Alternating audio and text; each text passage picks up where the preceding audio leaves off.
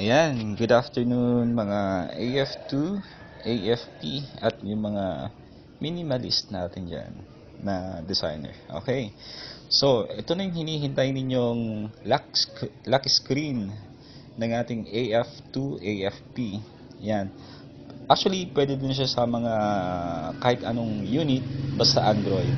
So, una sa lahat, dapat naka-install na sa atin ang mga apps na ito. Of course, ES File Explorer. Yan. Pang or any explorer para sa ating mga files. Next, Widget Locker. Siyempre, hindi mawawala yung Super Widget Pro natin. At saka, kung hindi pa kayo nakagawa ng mga wallpaper, etc., gagamitin na images, PixSafe Pro. Ayan yung i-share ko sa inyo. Ayan. So, kapag na-install na lahat, syempre, punta tayo sa Widget Locker. So, ito yung magpapakita na initial. Actually, ito na yung Widget Locker na UI, yung app mismo. So, yan yung mga basic. Pwede natin munang alisin mga yan. So, remove. Same with this one. Remove. So, punta tayo sa settings, yung pinaka upper right na bilog na puti. Pindutin lang. So, syempre, yung widget locker dapat naka-enable dyan, naka-check. Yan. So, look and feel. Ayan. Kung gusto nyo gumamit ng ibang wallpaper, check mo lang yung alternative wallpaper. Where in my case, naka-check na siya. So, select wallpaper.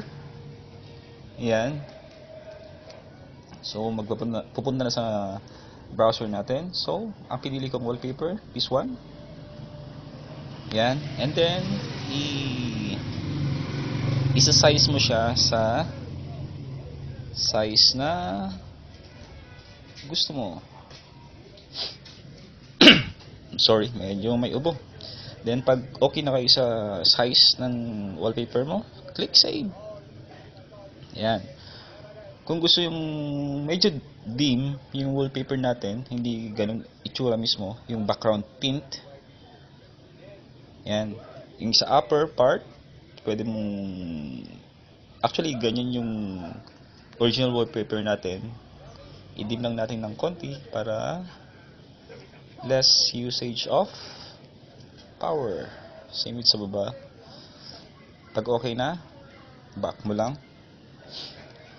And then, layout. Ito yung layout natin.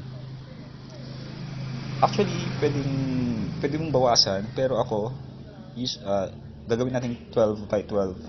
And then, pwede mo siyang i-full, yung arrow, this one, pwede mo siyang ibaba, pero ako usually, okay na sa akin yan. So, pag okay na, save. Screen orientation, system default. Then, of course, hide notification bar para hindi magpakita. Label shortcuts, display text label underneath shortcuts. Kung gusto mong may label o wala, yan. Ako ganyan. And then, back mo lang. And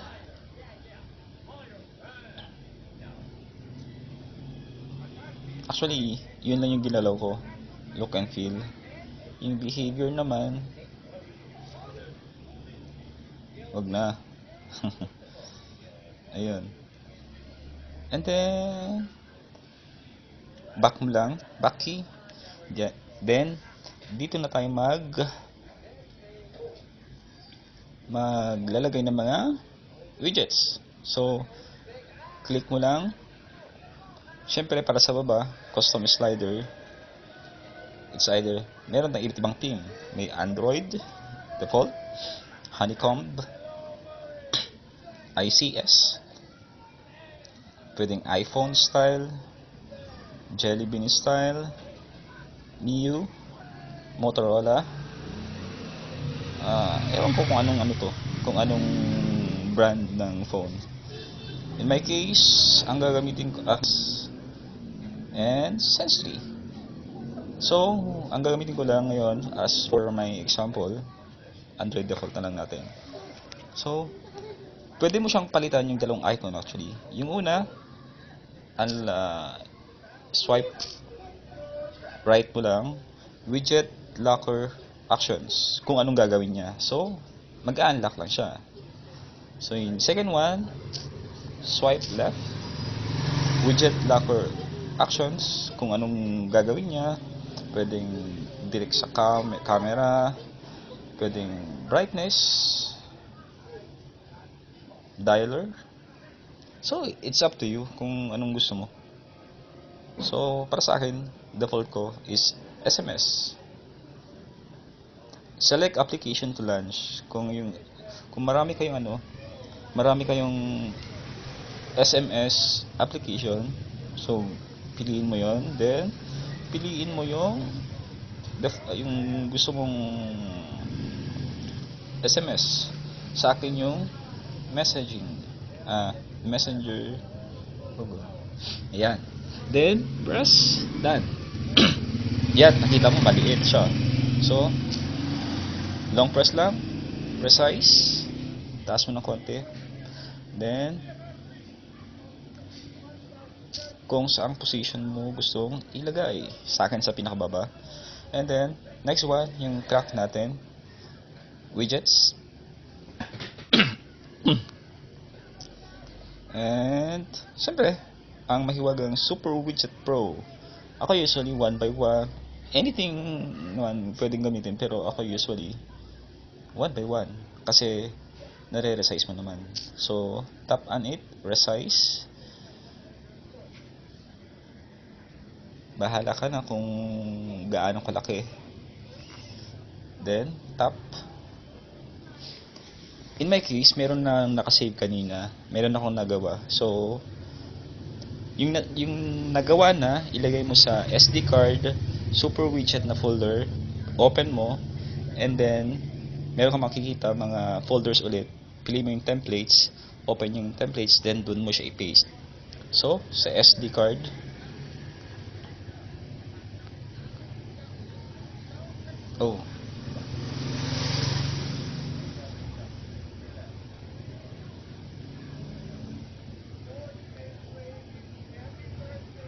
hindi siya na-save.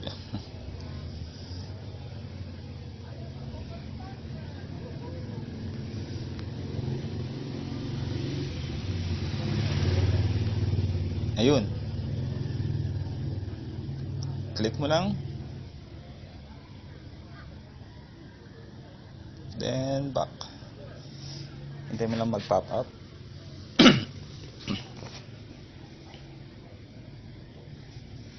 Ayan na siya, pero hindi nakuha yung... So, pwede natin i-edit siya. Yung bitmap, hindi nakuha. Yung bitmap, then yung bitmap ko. Then, pwede ko siyang ilaki.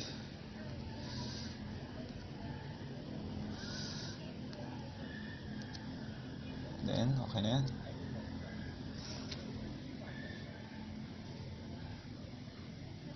And hintayin lang natin. Boom! So, ayun yung sample lock screen natin. Kung paano natin magagawa ulit. Then, out tayo. Then, try to unlock.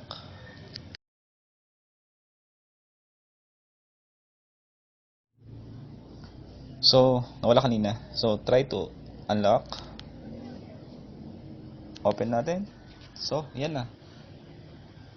Paano natin nalaman na nag-work siya? Wala na yung setting ng widget locker sa taas. So, pwede na siya.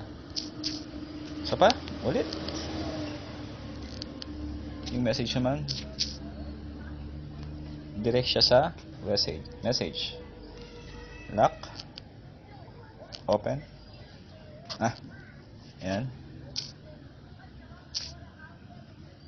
There you go. Yan na yung lock screen natin. So, sa mga design, bahala na lang kayo gumawa ng design. Mga widgets. Ayan. Meron naman tayong tutorial para sa paggawa ng widgets using Super Pro. So, that's our tutorial for today. Lock screen for our Android. Bye.